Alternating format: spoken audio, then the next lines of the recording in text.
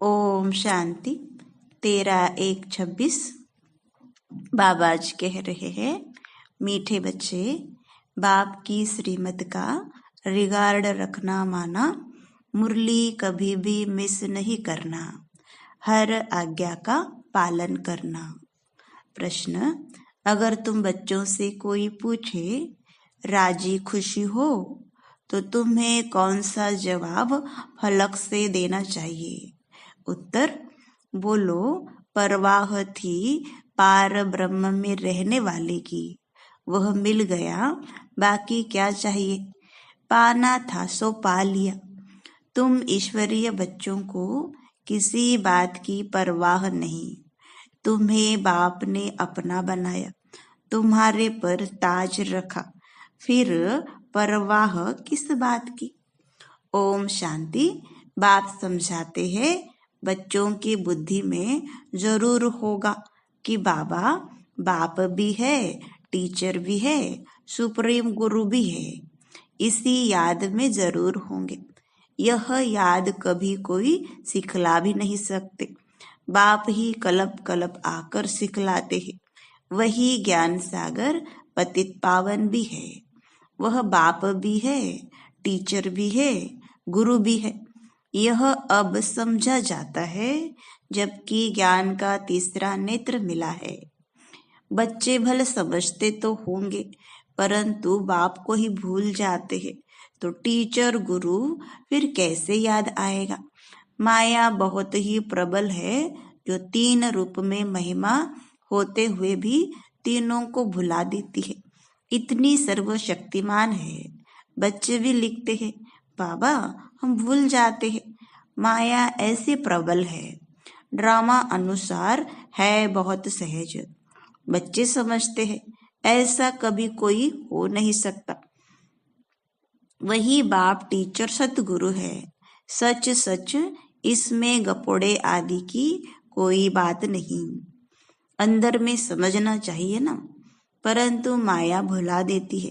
कहते हैं हम हार खा लेते हैं, तो कदम कदम में पदम कैसे होंगे? देवताओं को ही पदम की निशानी देते हैं, सबको तो नहीं दे सकते। ईश्वर की यह पढ़ाई है, मनुष्य की नहीं। मनुष्य की यह पढ़ाई कभी हो नहीं सकती।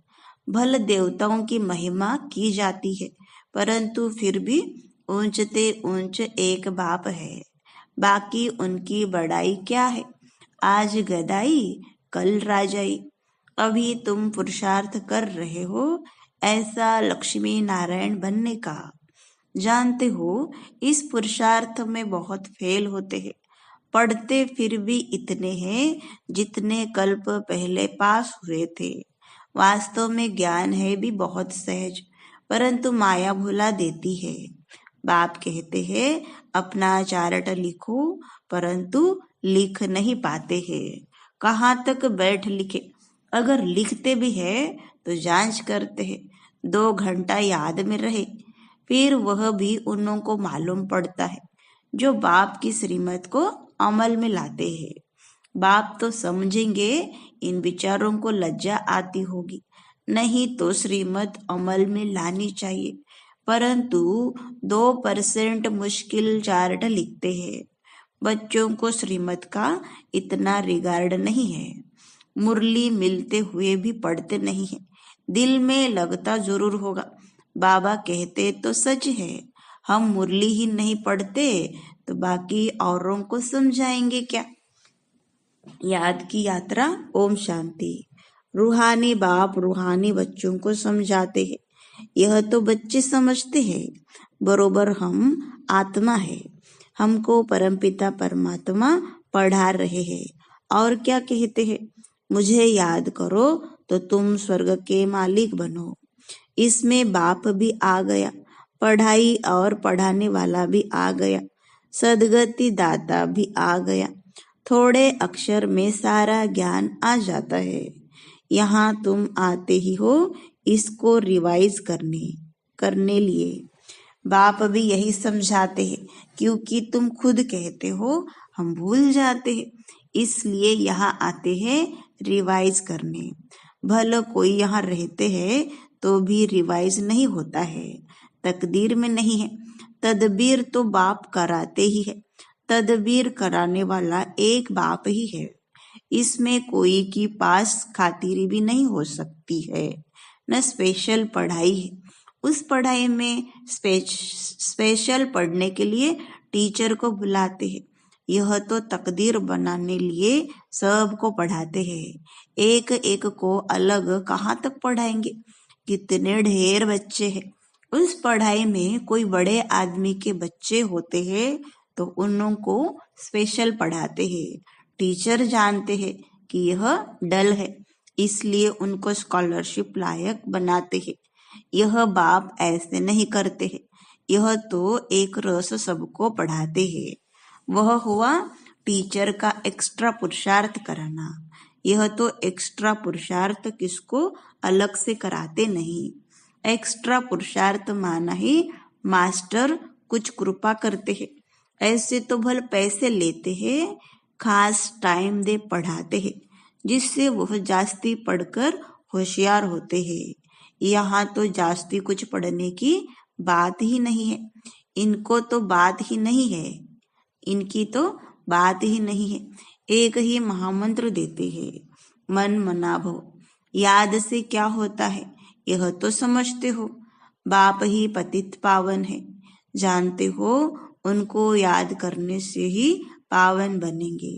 अब तुम बच्चों को ज्ञान है, जितना याद करेंगे उतना पावन बनेंगे। कम याद करेंगे तो कम पावन बनेंगे। यह तुम बच्चों के पुरुषार्थ पर है। बेहद के बाप को याद करने से हमको यह लक्ष्मी नारायण बनना है। उन्होंने महिमा तो हर एक जानते हैं।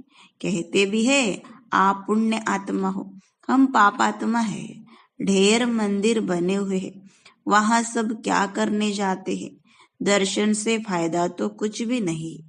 एक दो को देख चले जाते हैं, बस दर्शन करने जाते हैं। फलाना यात्रा पर जाता है, हम भी जावे, इससे क्या होगा, कुछ भी नहीं। तुम बच्चों ने भी यात्राएं की है।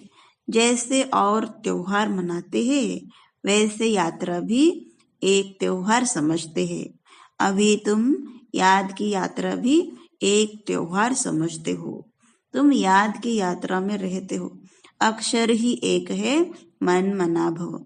यह तुम्हारी यात्रा अनादि है।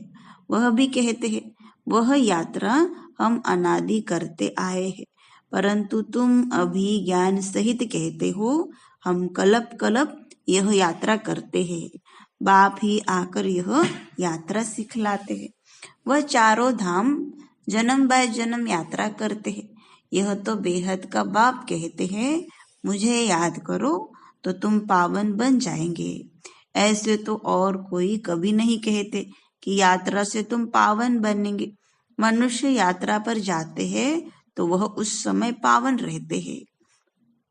आजकल तो वहां भी गंध लगा पड़ा है, पावन नहीं रहते। इस रूहानी यात्रा का तो किसको पता नहीं है।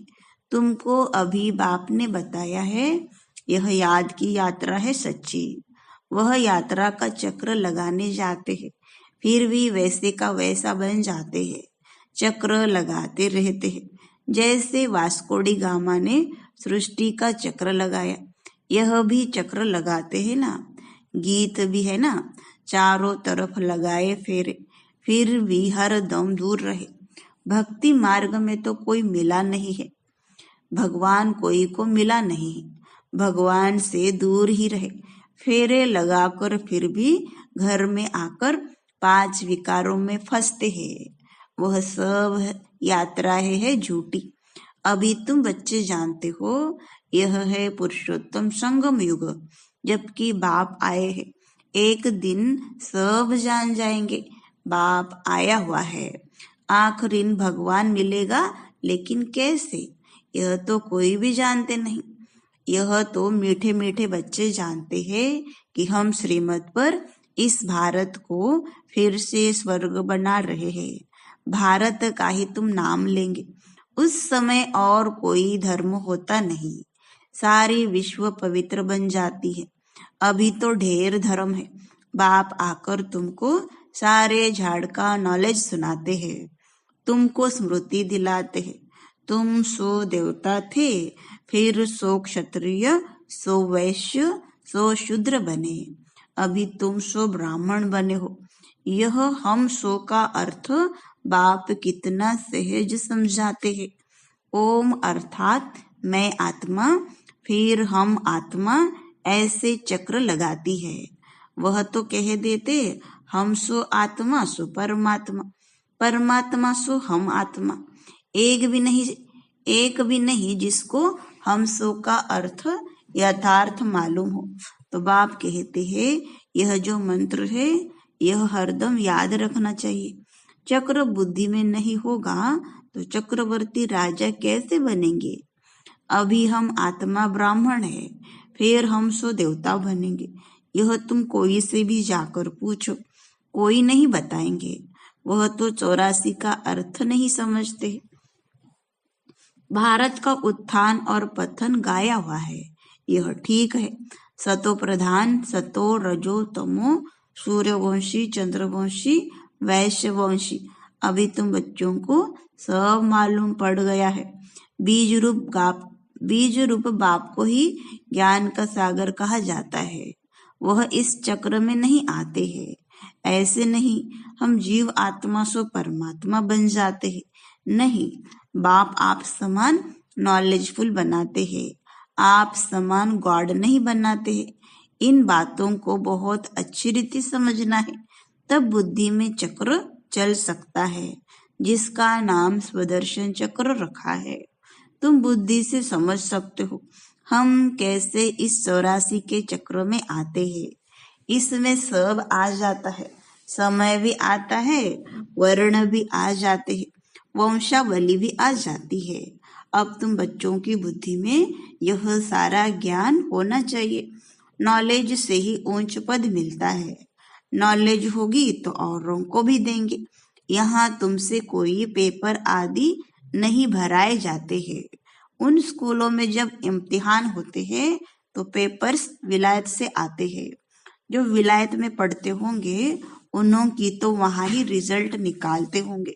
उनमें भी कोई बड़ा एजुकेशन अथॉरिटी होगा जो जांच करते होंगे पेपर्स की। तुम्हारे पेपर्स की जांच कौन करेंगे?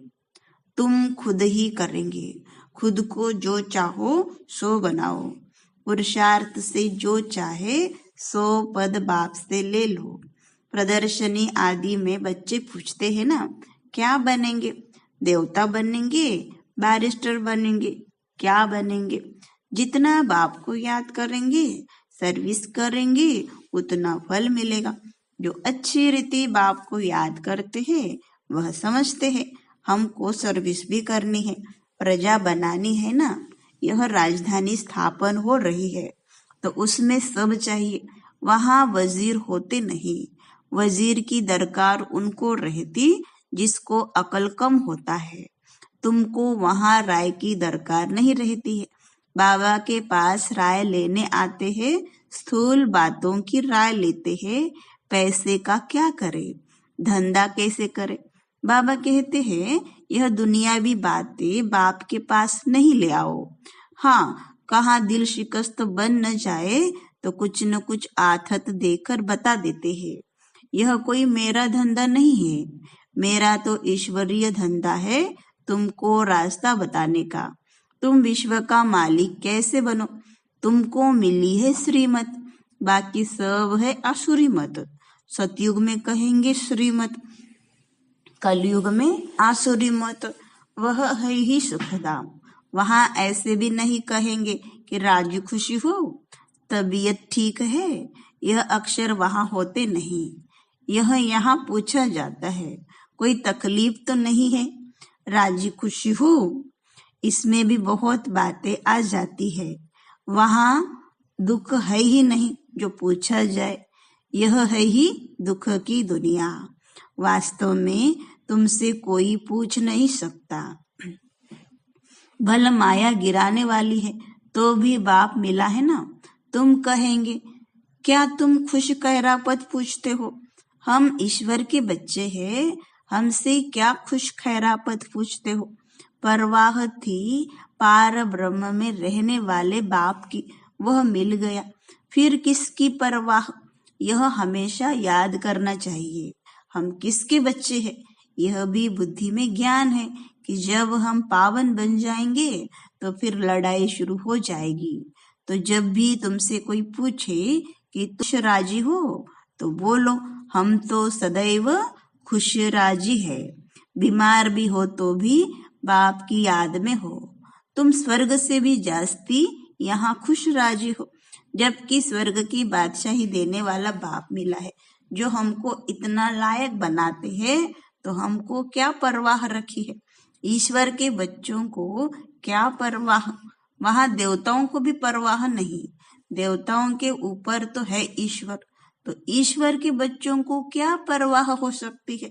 बाबा हमको पढ़ाते हैं, बाबा हमारा टीचर सतगुरु है, बाबा हमारे ऊपर ताज रखते हैं, हम ताजधारी बन रहे हैं। तुम जानते हो हमको विश्व का ताज कैसे मिलता है, बाप नहीं ताज रखते हैं, यह भी तुम जानते हो। सतयुग में बाप अपना ताज अपने बच्चों पर रखते हैं, जिसको अंग्रेजी में कहते हैं क्राउन प्रिंस। यहाँ जब तक बाप का ताज बच्चों को मिले तब तक बच्चे को उत्कंठा रहेगी, कहाँ बाप मरे तो ताज हमारे सिर पर आवे। आश होगी प्रिंस से महाराजा बनूं, वहां तो ऐसी बात नहीं होती। अपने समय पर कायदे अनुसार बाप बच्चों को ताज देकर फिर किनारा कर लेते हैं। वहां वानप्रस्थ की चर्चा होती नहीं, बच्चों को महल आदि बनाकर देते हैं, आशाएं सब पूरी हो जाती है। तुम समझ सकते हो, सतयुग में सुख ही सुख है। प्रैक्टिकल में सब सुख तब पाएंगे जब वहां जाएंगे, वह तो तुम ही जानो।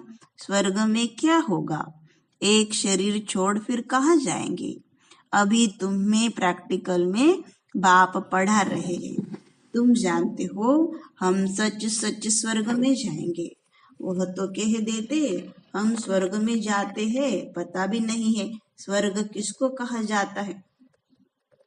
जन्म जन्मांतर यह अज्ञान की बातें सुनते आए, अभी बाप तुमको सत्य बातें सुनाते हैं। अच्छा, मीठे मीठे सिखलते बच्चों प्रति माता पिता बाप दादा का याद प्यार और गुड मॉर्निंग। रूहानी बाप की रूहानी बच्चों को नमस्ते। हम रूहानी बच्चों की रूहानी बाप दादा को याद प्यार गुड मॉर्निंग और नमस्ते। धारणा के लिए मुख्य सार, पहली पॉइंट, सदा राजी खुशी रहने के लिए बाप की याद में रहना है। पढ़ाई से अपने ऊपर राजाई का ताज रखना है।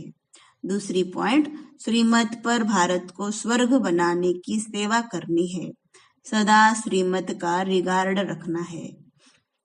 वरदान, श्रेष्ठ तकदीर की स्मृति द्वारा अपने समर्थ स्वरूप में रहने वाले सूर्यवंशी पद के अधिकारी भव। जो अपनी श्रेष्ठ तकदीर को सदा स्मृति में रखते हैं वह समर्थ स्वरूप में रहते हैं। उन्हें सदा अपना अनादि असली स्वरूप स्मृति में रहता है, कभी नकली फेस धारण नहीं करते। कई बार माया नकली गुण और कर्तव्य का स्वरूप बना देती है, किसको क्रोधी, किसको लोभी, किसको दुखी, किसको अशांत बना देती है, लेकिन असली स्वरूप इन सब बातों से परे रहते हैं, परे है। जो बच्चे अपने असली स्वरूप में स्थित रहते हैं वह सूर्यवंशी पद के अधिकारी बन जाते हैं। स्लोगन, सर्व पर रहम करने वाले बनो तो अहम और वहम समाप्त हो जाएगा। ओम शांति।